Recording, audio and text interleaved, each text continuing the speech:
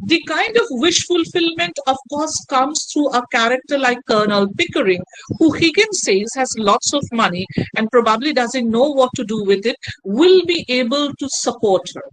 So Colonel Pickering becomes that, a person with money who seems to volunteer or wants to associate himself with a kind of a social agenda and a social purpose. So she's lucky enough to have that. But to begin with, it is not a Colonel Pickering that she has in mind and comes and walks up to Higgins. She literally tells him that this is going to be a deal, you teach me and I pay you. Of course, she doesn't understand, what kind of a payment or what kind of, money needs to be paid to Professor Higgins. That is different, but, she has taken the reins of the change in her hand. So this is where, she's perhaps more vibrant. So it is perhaps easier, for Liza, through a character like Liza, it is easier for Shaw to break, and I would say, the circumstantial situations, of the fairy tale. So it is not, you might have wanted, Higgins and Liza to get married, but then when she walks out, and you can understand, Liza actually carries that very individual, independent trait of not depending on another. Freddie, whom she marries, cannot be an economic, supporter for her. And one of the, issues that would repeatedly come out in the Victorian novels and writings would be that ultimately when a marriage is taking place, it is some kind of an economic solvency that the marriage is providing, that you do not really marry beneath class. So therefore, if I'm looking at statistics around 1901, around 14% of the women would not be married. And so if I'm looking at the women, say at around, below the age of 45, they wouldn't be married. And some of them would, be in the margins, some of them would live with family members. And there would be, they would perhaps become accompaniment to older women. So that is how life would be. But the fact is that you couldn't marry beneath dignity. So this is also, one of the most resolving aspect, when you're looking at fulfillment for a woman character is marriage. So, Elizabeth decides that she would marry, and she marries Freddie, who belongs to a kind of a dwindling aristocracy, who just carries the baggage and the name of the family, literally good for nothing in that way if you're talking in terms of his ability to earn his livelihood. And you can see that Liza is fine with it. What is good about this relationship is that Freddie is going to hear what Liza has to say. It is a more equal relationship. Had she married Higgins, even if this could have been a sort of a fairy tale structure, it would mean she would continue to take instructions from Higgins, and that would not be a real emancipation. So that's a huge credit, and therefore, a text like Pygmalion, I think, pulsates the heart even today, that because this is, where, you have a woman taking absolute control of her situations, where, there are bullies, like, Higgins literally bullies her, tells her that you're a gutter snipe, and says that, if you do not do what I tell you, I'm going to drag you by the tail across the room, and then literally bribes her like a child and says that, you're going to give in chocolates, you're going to be given clothes, and then when she's brought in, he says, burn her clothes and put her in the dustbin. The insensitivity, the insensitivity of the language that Higgins actually uses is indicative of somebody who is superior and is looking at somebody, who is slave-like, who is being transformed. And therefore, because the person is saying that you are a slave and you are being transformed, that I have taken this burden of transforming you is more than enough. So, I need not look beyond. And you have, interestingly, a character like Mrs. Pierce, who is a housewife, who in that way, is a kind of a class equal to Liza, who comes up and says that, I really want to know what terms the girl will have when she lives in the house. She sort of refuses to that insensitivity and calls to attention Colonel Pickering and says that, have you really heard something like that? To which Colonel Pickering says that he has not. So, you can see this kind of a collectiveness that, class struggle itself cannot succeed until unless there is a collectiveness, in it. Collectiveness across the people of the same class, and also people across the class. Across the class, sensitivity would be provided by Colonel Pickering and also by Mrs. Higgins, the mother of Professor Higgins, who would repetitively be apologetic to Liza and tell that she's sorry for the kind of behavior that her son actually indulges in. Okay, now if you're really talking in terms of, sorry, if you're really talking in terms of, uh, the character of Higgins, maybe he doesn't have that kind of malice or intent, or something of that sort. But, the confidence, the way he actually finally looks at things, is indicative. That is what I'm saying, is indicative of the attitude of a capitalistic society, of people of, of a certain higher liberated class who think that, it is normal, it is how things are. And therefore Higgins doesn't find something abnormal in the way that he's talking and behaving. Okay, only with people with a socialistic agenda and an intent to change things actually, seem apologetic and want, Higgins to change their behavior. Primarily, of course, you have Colonel Pickering, and you, of course, have uh, Mrs. Higgins in it. Now, if I'm looking at the Edwardian era, so what was really happening? By 1900, let's say, the suburbia had developed, which means that, husbands were traveling to a certain job place, women were staying behind. So they wanted to, fill that time, take up some work. So there were a lot of volunteering that they were taking up, especially in church, jobs and, related strategies. So with the possibility of volunteering, women found a new confidence. So they begin to, mix with a wider spectrum of people, that they begin to take an interest in the political war. So there is, involving larger money. They want to raise and campaign for some woman, as if, these are not enough. So you are trying to separate them from political issues. So there were people who are more conscientious about, political issues. So, and one thing that was also changing, the bicycle had come.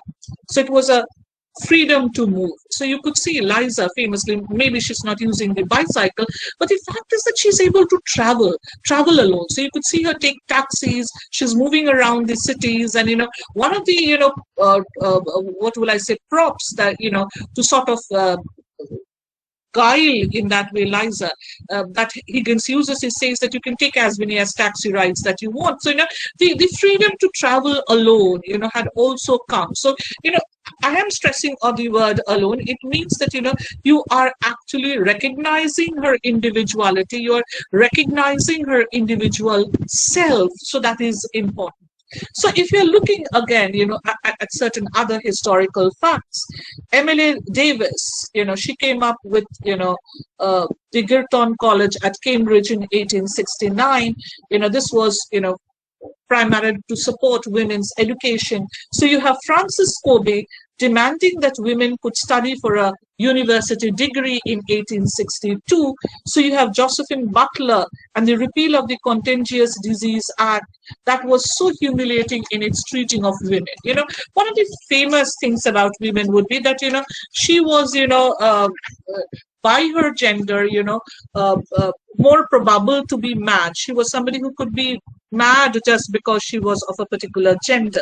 So all these campaigns, especially would work. The campaigning led by Elizabeth Anderson, who would become the first British licensed female doctor, and the setting up of the London School of Medicine for Women. So, these were the things that were changing. Slowly, the balls were rolling. So you are beginning to talk about, of an awareness, not only of, economic independence through inheritance, but you are also talking about women earning their livelihood. So you were just not being teachers, but, you had across professions, that would be there. Florence Nightingale, of course, with her, position as a caregiver, was also, opening up a different possibility for women in that way.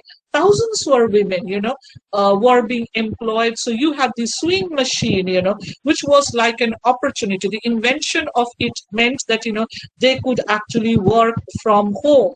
So, few people would actually give women the position in business. So they wouldn't have really managerial positions in that way. But nonetheless, there would be number of women, so at least 25% of, the positions at different workplace where, you could have operations being done by women.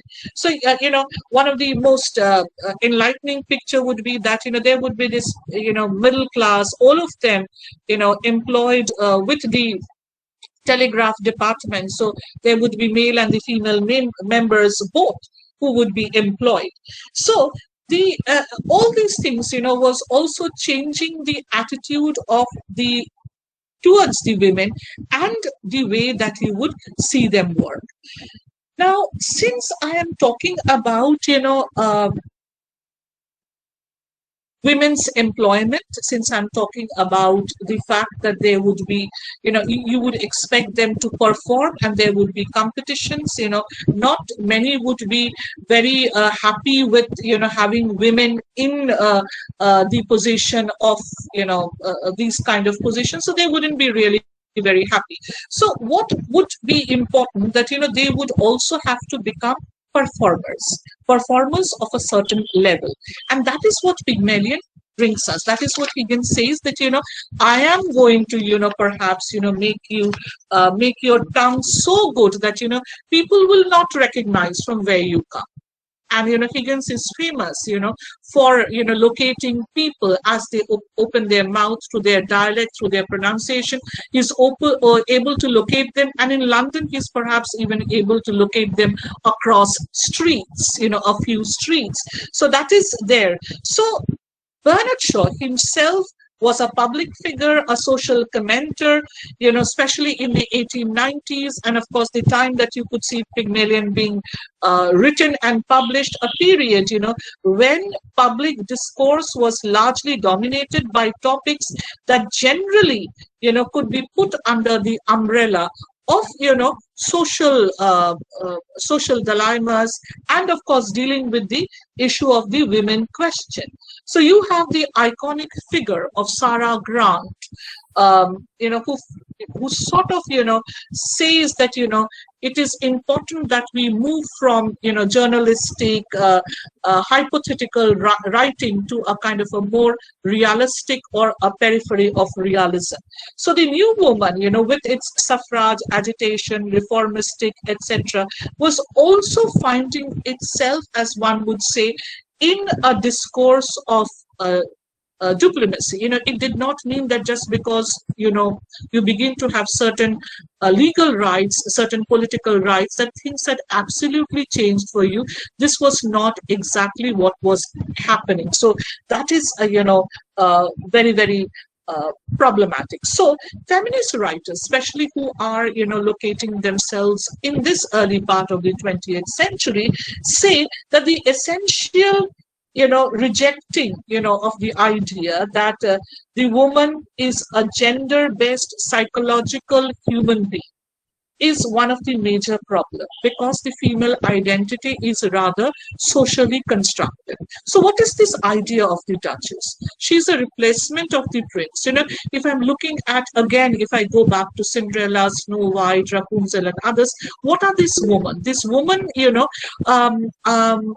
are about, suffering, of being able to accommodate, the expectations of the patriarchy, and of course be submissive to the patriarchy. So they fulfill that kind of a criteria. So even if they have the many temptations and the threatenment, they do not become evil, quote unquote. So there are always two types of women, women who are suffering and good and hence are rewarded, the other evil, who are essentially the witches and the black magicians, etc., who because of their given characteristics are ultimately punished and of course alienated from the society. So they do not get within the periphery of the society. So for Elizabeth, who seems to be, in her appearance as a non-qualifier for this role of this princess, so with the transformation that you bring about in her dress or as she looks, as he talks, you qualify her for that patriarchal expectations. Okay, but this is where the text addresses that particular question that, will Liza be happy by being or having become someone who is able to satisfy this patriarchal expectation? If she satisfies with it, it is a continuation of what was happening. There is no addressing then the question of the new woman.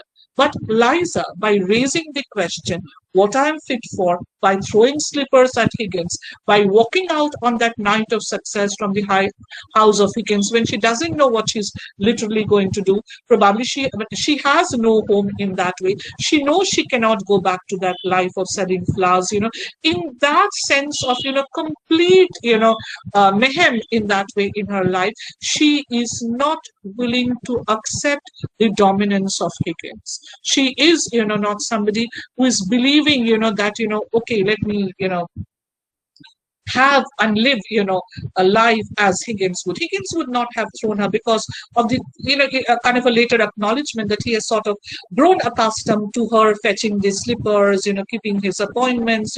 If she continued to dabble and perform that kind of role, she would have lived, as Higgins says, as three happy bachelors.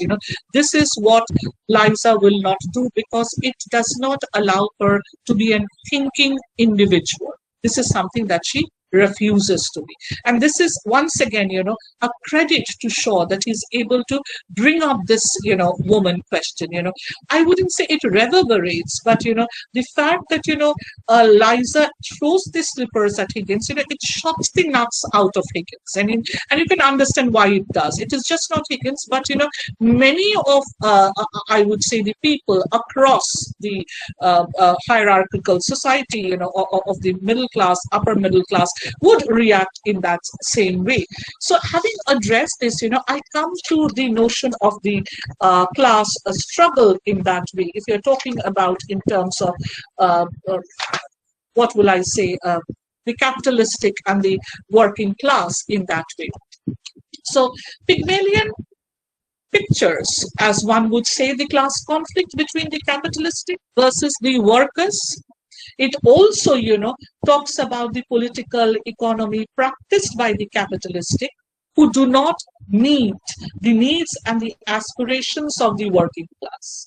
So what Shaw criticizes in this particular play is that, that even if you are sort of saying that you are creating opportunities for the working class, you continue in their exploitation because you believe that you are the one who is going to decide what is good for them and what they should do.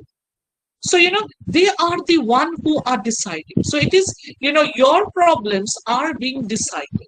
So this definitely, apart from bringing us to the notion of the caste struggle, brings us to, another beaten industrial concept, of the material goods. That people could be fired, they could be underpaid, they could be starved, they could be living in slums, as we see Liza and many others. They could be neglected by the capitalists who take them as objects, and that is exactly Higgins's reaction against Liza. He takes her to be an object and says, I'm just going to change things with you, never ever talking about her as a human being. So when she's talking about her process of education, you will see Liza saying that had it not been for Colonel Pickering, she would not have known what it means to be an individual human being. So it is Colonel Pickering who addresses her as, Miss Doolittle, respects her, and comes up with those connotations of respect that is perhaps often taken to be the privilege and, exclusive to certain classes and not meant for the working classes. So this, of course, is primarily pointed out as a social revolutionary, as a Fabian. He was, in a way, in 1906, Shaw was responsible for the coming up of this Labour Party. He argues that if you want to raise the standard of the working class, what is then important is mass education.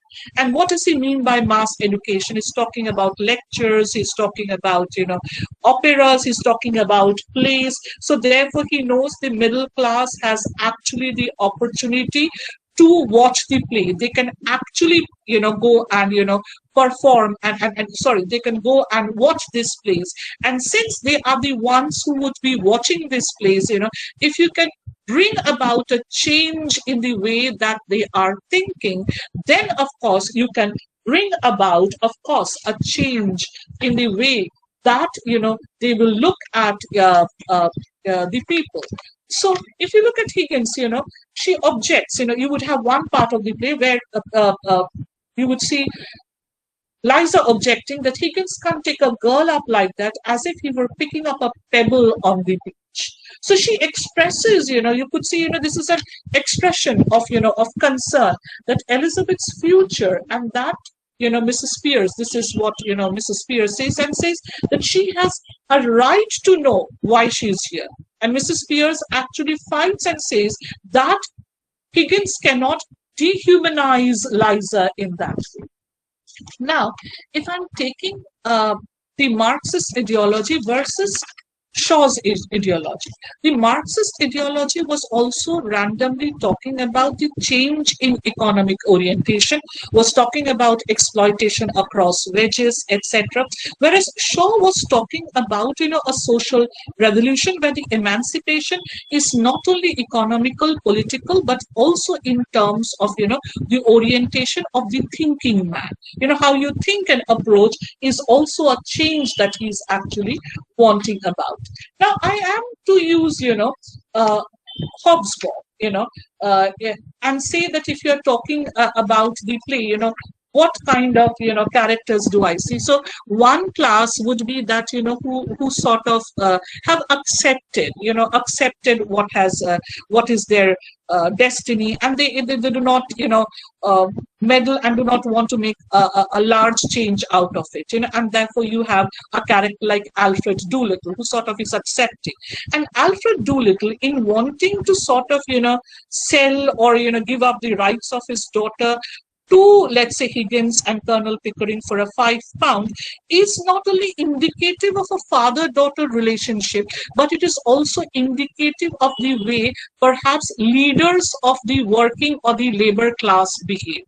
The leaders often would give up, and talk about these people and their rights and behave as if, they have done good for them. So, Alfred's, unabashed, acknowledgement that, I should get something out of it, take my profit and move on, and then, it is up to you what you do. It is also bringing to question the role of the leaders, the social leaders, the labor movement leaders, who were probably not even concerned. So if I'm to look at Higgins and Colonel Pickering as the two hands of that system, Higgins, who believes, that these are the changes that can actually transform your life, and therefore it is. Whereas, Colonel Pickering and, in a way, Mrs. Higgins represent that sensibility where they are talking about, I would say they are talking about a certain change. They're talking about, acceptance of the human being as,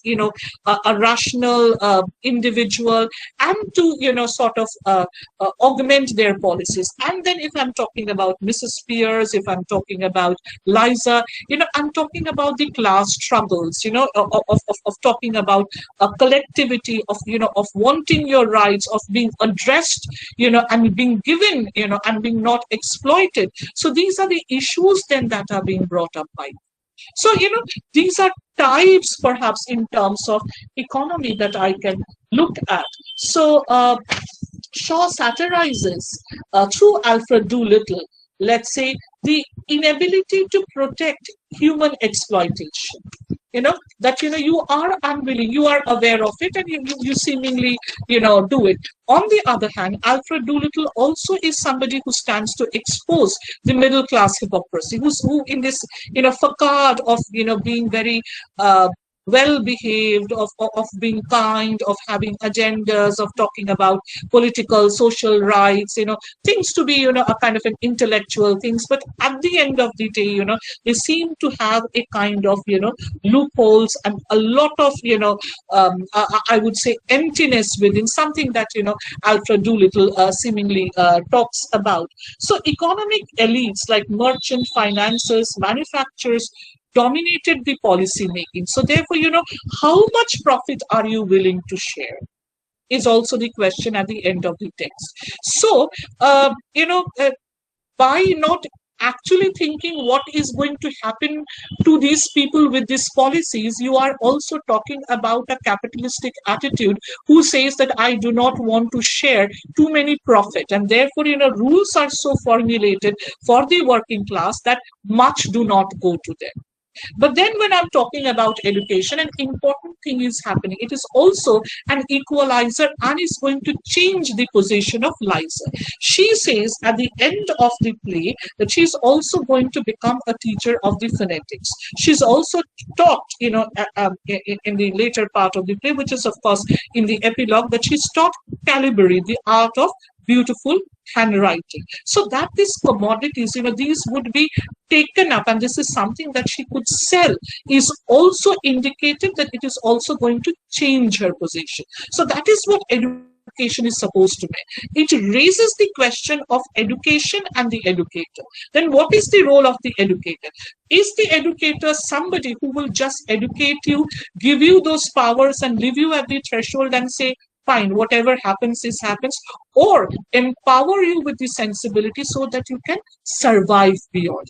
Unknowingly, Higgins, though he had never really thought about it in that way, ends up giving, Liza that power of, surviving on her own. The own method, which has also brought about a class change in Higgins. Higgins is somebody whose work, Mrs. Higgins might belong to the aristocrat class, but Higgins is somebody who earns his own money. He supposedly doesn't leave, as one would say, through some kind of an inheritance. So it is with Pickering. So having come to a certain position through their own mechanisms of earning, these are new types of livelihood, these kind of livelihood, the possibility of a phonetic professor and his position in the society wouldn't be existing prior to the times that I'm talking about. Because, when you have these class changes, when you talk about, dynamics, and you quote, in that way, COAT, quote, people in a certain figure and say that this is middle class,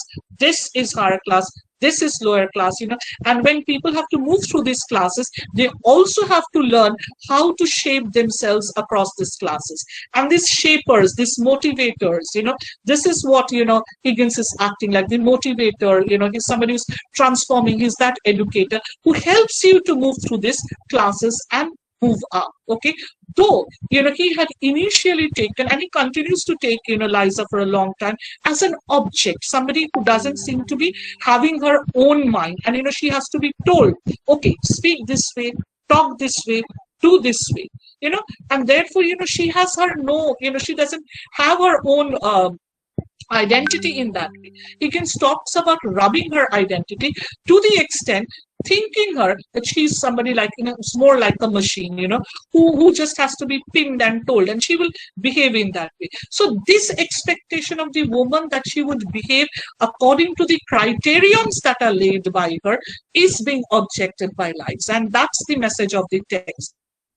That is how this, the woman question, the class struggle, also comes up. So through this, many, what will I say, attitudes that we see Higgins, Pickering realizing that, at the end, if you remember that particular scene where they when they come back and they sort of say they're happy that this is whole thing is over, and do not congratulate Liza about it, as I say, is the typical capitalistic attitude, the capitalist who is unwilling to acknowledge the person who is working, the worker, and the contribution of the worker towards a certain product which is never acknowledged. So this attitude of Higgins towards and Pickering to an extent towards Liza is reminiscent of this. I never thought of us making another one yet, and you never think of anything else. I only want to be natural. So that is, Liza's answer when Higgins asks, her that, what is she lacking? What is she complaining? They have transformed her life. That is what fairy tales are made of. We have given you opportunities that people don't actually have. We have given you what, fairy tales should be about. And then, being part of this fairy tale, you complain. And what at the end of a fairy tale is a princess or the one transformed supposed to do? Happy and live happily ever after. Why is it that Liza gets up and complains, what am I fit for? As if she does not see this end as a happy ending. So, this, aspiration, this question, also is a portrayal of the social conditions of the 19th century, saying that, it is, expressing that by talking about certain language, or by talking or behaving in a certain manner, or getting clothes in a certain manner, you cannot claim that you have transformed a person. So it is, then, as I said, talking about voices, it is the power of expression. So if I'm again to look at fairy tales, do the heroines of the fairy tales speak? Hardly. That they suffer, that they behave in a particular manner, fulfill that aspirations of what is expected in that very Pygmalion sensibility. She is rewarded and she is to be happy. So her happiness is rather defined and quantified and told by others. Liza refuses to live by that thing. So the suggestion at the end of the play that she's supposed to marry Freddie, who will not be an economical supporter, and Liza looks forward to supporting her own family, being that independent economic person, having a say in running her own family, is, I think, a fantastic movement ahead. It really, really brings the real woman, anticipates, as I would say, the later 20th century or the 21st century woman, who is able to write her own story. So Liza refuses that, Higgins and others have the, power to write the story for her, to write her life story, just because they claim that we have transformed you.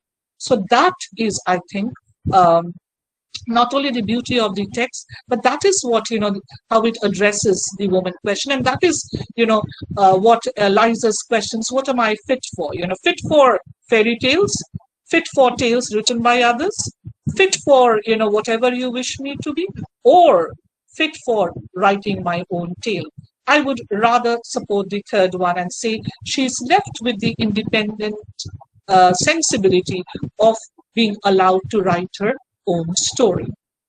Right? Thank you so much. So if you have any questions, thank you for hearing me and for your patience. So if you have questions, I'm willing to.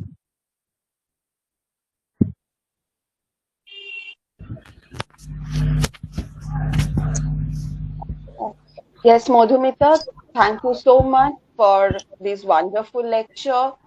Madhumita has tied up the text wonderfully with the socio-economic backdrop of that time, the Victorian society, social classes, class struggle, the growing movement for the emancipation of women, the rise of new women. I would like to request the students to type your questions in the chat box, And I would also like to request Dr. Shinjini Basu, the coordinator of the IQAC, and also a very dear colleague of my department, to take up this last segment of this lecture, to coordinate the questions if the students have any, and to give the vote of thanks. Shinjini. Thank you, Parumita. Okay, we already have a question. Onish asks, can we call Higgins a narcissist? And also, how much Shaw was influenced by Marxist philosophy? Madhudi, if you would like to take up. Yes. Now, if you're talking in terms of narcissism, more than narcissism, yes, I think it is narcissism, but I am to see this narcissism not of the self, but Higgins's own idea of how class functions. He believes that people are so obsessed with the way they look, the way they behave, or way they talk, and he thinks that these are only facades or outsiders that are used as a qualifier to move through the classes. And that is what he sees in his own student Nepomuk, who seems to have made a mark of being an interpreter in this party. So he has a disdain for this, and therefore he just believes people behave in this way, and these are things that can be given as a kind of an ornament to people, and they are unable to be unable to be individual thinkers. They do not have any mind of their own. It is because of this, because of this particular belief, that he begins to treat Liza from the very beginning somebody who cannot have her mind. Because she, he believes that she is somebody to be made into a certain thing. She's to be given these ornaments, and Liza will stay with these ornaments and be empty and be non-thinking like many others that he has seen. This is one. As far as Marxist ideology is concerned, I would say Shaw is, partially influenced by it, because, he was into socialism. He was talking about the changing, position of people in the society. He was talking in terms more of, changes in terms of sociological approach, a cultural approach to the people. He was, more interested in it. But at the end of the day, perhaps Shaw could not deny, that this was also influenced by the economic resources that you have. So through a character like Alfred Doolittle, he probably satirizes that, Alfred, who is a free-thinking person who seems to have this very bohemian, social, moral attitudes, he becomes, in the moment he gets recommended by a professor like Higgins, who has a social position and, ability to recommend others, Alfred Doolittle immediately runs into money and people begin to hear him. So Doolittle, in his approach to life, has probably not changed. He probably talks what he was talking as a dustman. But this economic as change is also what changes the course of his own life. Whereas the woman who is to live with him now insists on marrying. He suddenly seems to have relatives, and when Liza is not to be found, he again thinks like many others. She might be thinking that now I have a father who can look after me, and therefore she must be searching for him. He's quite sure about that, though he turns out to be very wrong. So these are there, but direct influence of Marx, I wouldn't say not that much. It's more a social, cultural change that Shaw is advocating through his Fabian Society. Thank you, Madhumita Di. Does anybody have any other question? If you have questions, please write it in the chat box.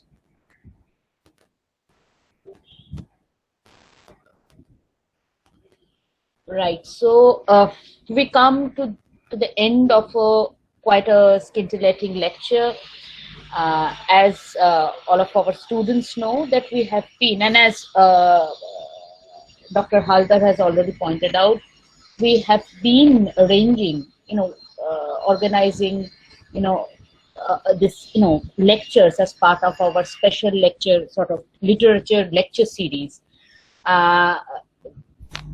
In order to not just cover certain topics of our syllabus, but also to show linkages, see linkages And if at all students can find certain see texts in their context, in their own culture, social and cultural context, and also in the context of other texts, particularly for fifth semester students, this semester they have already done with us Mary Wollstonecraft.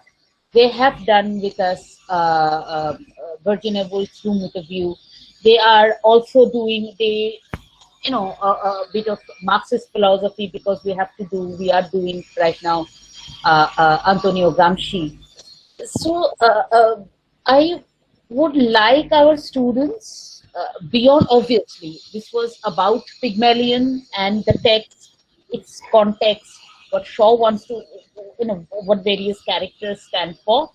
But beyond that, if they can see, the dots, the points of connection with the other texts and other concepts that we have been discussing in our regular classes also, and apart from that also in these special lectures. So that, I think, is would be the takeaway from a lecture such as this. I would like to thank Dr. Madhumita Majumdar for this wonderful lecture. I would also like to thank our principal, Dr. Monishankar Rai, for for being with us in our initiatives such as these, such outreach programs and academic outreach programs. I would like to thank Dr. Paromita Haldar, the head of the Department of English, for taking the initiative. I would like to thank our other colleagues of the department. Unfortunately, they have not been able to present in this. They are not present for today's session. But Dr. Prashanto Koshal and Mr. Prodit Mondor, they have been instrumental, in putting everything together. A very special thanks to Mr. Debashish Bormon, head of the Department of Computer Science, for his technical support. Thanks to him, we have been able to live stream this lecture, and we have also been able to record it, so our students can avail of it on a later date. So on behalf of both the Department of English and the IQSC of Sir Gurudas Mahavidyalaya, I thank all of you, and a special thanks to the students, not just the students of the 5th semester, but also students of the 3rd semester, who have participated very enthusiastically and have supported us in this endeavor. Hope this has been very, very enlightening as well as enjoyable to all of you, and hope to meet you again. I mean, obviously our regular classes will continue, but hope to meet all of you again in another such special lecture, and a special again hope on our behalf that Dr. Madhumita Majumdar would grace another such occasion with her presence on a future day. So thanks a lot to everyone. Thank you so much. So I say it's goodbye for today. Thank you.